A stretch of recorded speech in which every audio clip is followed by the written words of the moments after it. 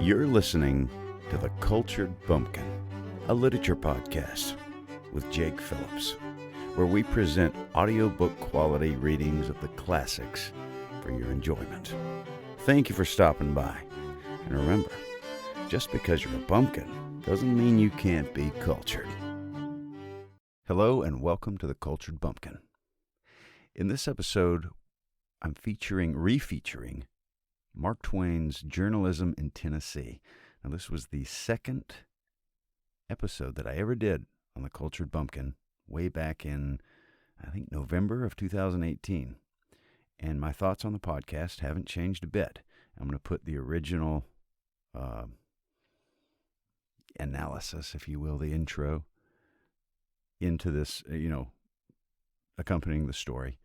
And then we'll get into the story. But this remains probably my favorite Mark Twain piece, and I just wanted to reshare it again because I love it. Here goes. Hey, welcome to episode 2 of The Cultured Bumpkin, and today we'll take yet another adventure in American short fiction. One of my goals for this podcast is to bring short pieces of fiction to you. Maybe you've heard of the author or the piece, maybe you haven't. If you have heard it, hopefully you'll just enjoy the reading. You might not pick up anything new or whatever. If you haven't heard of the piece or even of the author, maybe it'll make you say, "Wow, that I've heard of Nathaniel Hawthorne, let's say, but I haven't ever really sat down and read anything. Certainly not from someone that cared about it, that actually liked it. Maybe you did a reading in school from okay, today we're going to read page 134, and please, Bobby, would you stand up in the back and read whatever?" That is not how you develop interest in young hearts and minds, is by treating something so beautiful as Nathaniel Hawthorne like that. So that's also how we teach history, by the way, in America, which is why everybody thinks they hate history, even though they don't. I've heard many a person say, they'll tell you all about their day, but they hate history. No, you love history. You just told me all about your day. It was kind of boring to me, but you liked it. Anyway, today we're going to read yet another one of Samuel Langhorne Clemens, Mark Twain, because this is just too funny. All right, so this one is called Journalism in Tennessee, and it was written in 1871. This is one of his early works. Sort of the start of his climb to fame was about 1870, right after the Civil War. So he was born, Mark Twain was born in 1835. All right, so context of what that looks like. That was right after Andrew Jackson had become the president. He would have seen, Texas gain their independence around that time that he was born. As a boy, you would have had the gold rush way out west in Texas, in California. There would have been the Mexican War, where a lot of officers on the Union and the Confederates were young officers in the Mexican War.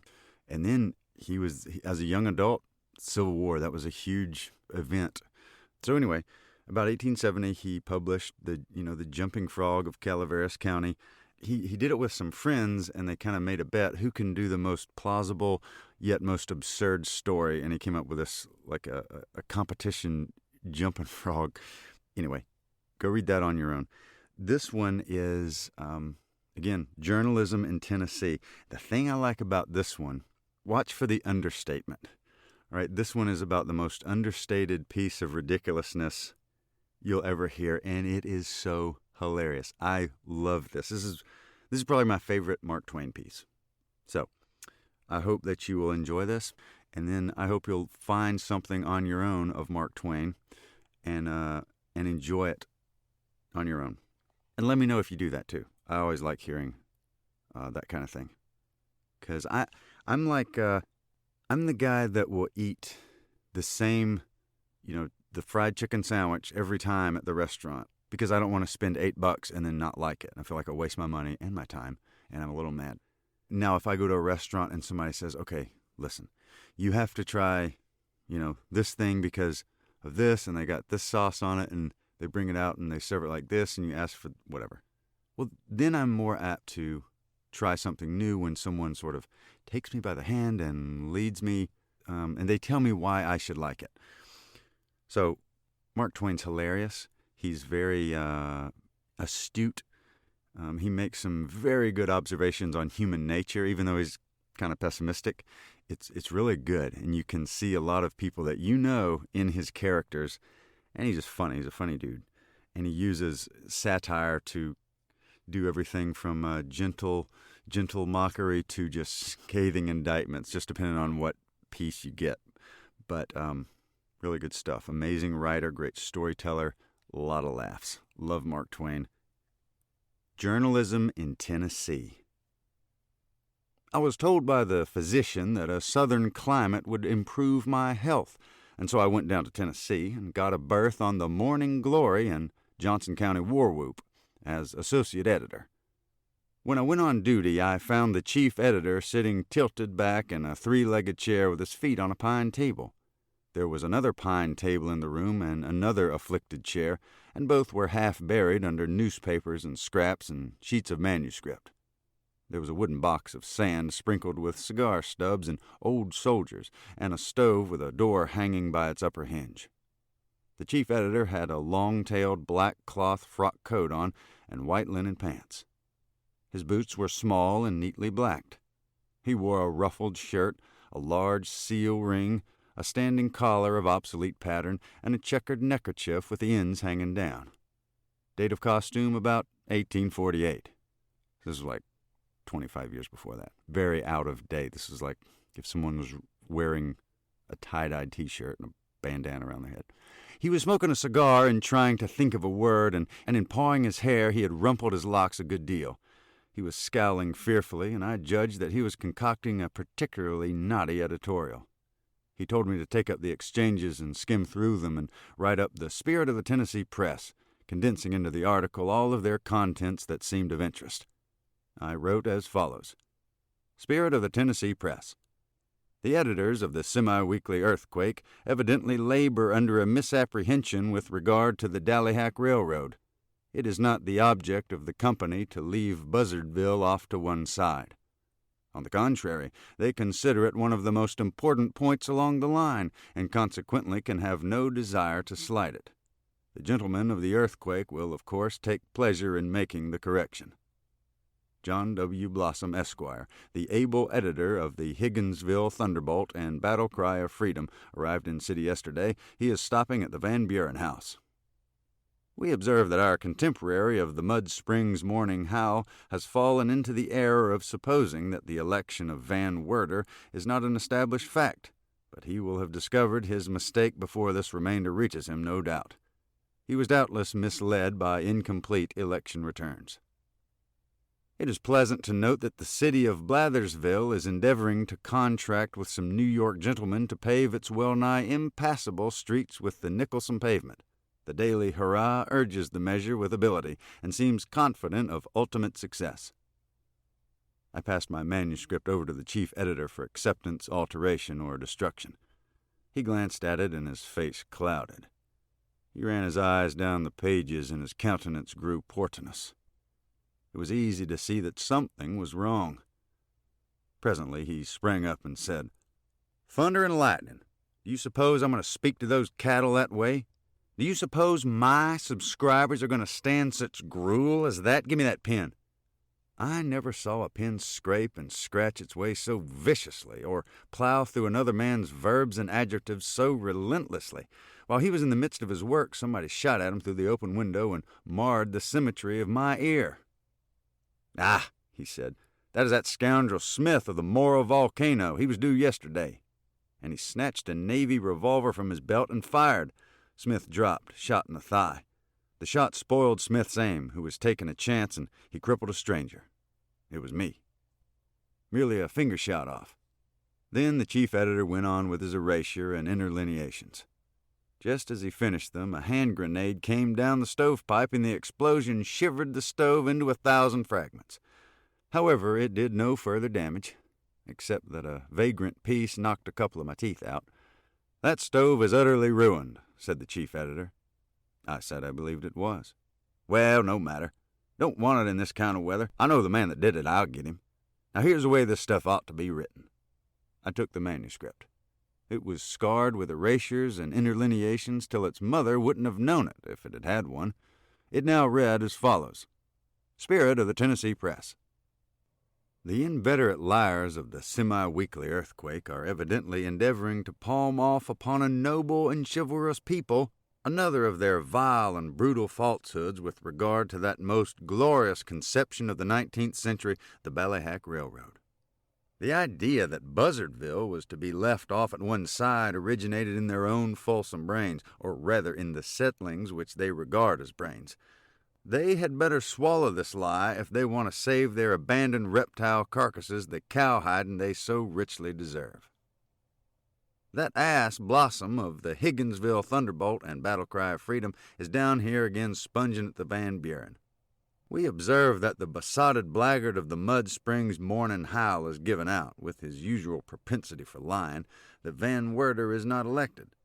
The heaven-born mission of journalism is to disseminate truth, to eradicate error, to educate, refine, and elevate the tone of public morals and manners, and make all men more gentle, more virtuous, more charitable, and in all ways better and holier and happier. And yet this black-hearted scoundrel degrades his great office persistently to the dissemination of falsehood, calumny, vituperation, and vulgarity. Blathersville wants a Nicholson pavement. It wants a jailhouse and a poorhouse more. The idea of a pavement in a one-horse town composed of 2 gin mills, a blacksmith shop, and that mustard plaster of a newspaper, the Daily Hurrah. The crawling insect Buckner, who edits the Hurrah, is braying about his business with his customary imbecility and imagining that he is talking sense. Now that is the way to write, peppery and to the point. Mush and milk journalism gives me the fantods. About this time, a brick came through the window with a splintering crash and gave me a considerable jolt in the back. I moved out of range. I began to feel in the way. The chief said, "That was the colonel, likely. I've been expecting him for 2 days. He'll be up now right away." He was correct. The colonel appeared in the door a moment afterward with a dragoon revolver in his hand. He said, "Sir, have I the honor of addressing the poltroon who edits this mangy sheet?" "You have, sir. Be seated, sir. Be careful of the chair. One of its legs is gone. I believe I have the honor of addressing the putrid liar, Colonel Blatherskite Tecumseh." "Right, sir, and I have a little account to settle with you. If you are at leisure, we will begin. I have an article on the encouraging progress of moral and intellectual development in America to finish, but there's no hurry. Begin." Both pistols rang out their fierce clamor at the same instant.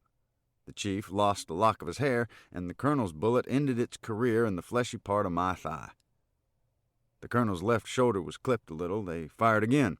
Both missed their men this time, but I got my share, a shot in the arm. At the third fire, both gentlemen were wounded slightly, and I had a knuckle chipped. I then said I believed I would go out and take a walk, as this was a private matter, and I had a delicacy about participating in it further. But both gentlemen begged me to keep my seat and assured me that I was not in the way. They then talked about the elections and the crops while they reloaded, and I fell to tying up my wounds. But presently they opened fire again with animation, and every shot took effect. But it is proper to remark that 5 out of the 6 fell to my share. The 6th one mortally wounded the colonel, who remarked with fine humor that he would have to say good morning now, as he had business uptown. He then inquired the way to the undertaker's and left.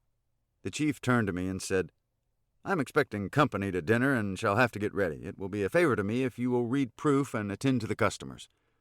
I winced a little at the idea of attending to the customers, but I was too bewildered by the fusillade that was still ringing in my ears to think of anything to say. He continued, "Jones will be here at 3. Cowhide him. Gillespie will call earlier, perhaps. Throw him out the window. Ferguson will be along about 4. Kill him. That is all for today, I believe. If you have any odd time, you may write a blistering article on the police. Give the chief inspector rats. The cowhides are under the table, weapons in the drawer, ammunition there in the corner, lint and bandages up there in the pigeonholes. In case of accident, go to Lancet, the surgeon downstairs. He advertises. We take it out in trade." He was gone. I shuddered. At the end of the next 3 hours, I had been through perils so awful that all peace of mind and all cheerfulness were gone from me. Gillespie had called and thrown me out the window. Jones arrived promptly, and when I got ready to do the cowhiding, he took the job off my hands.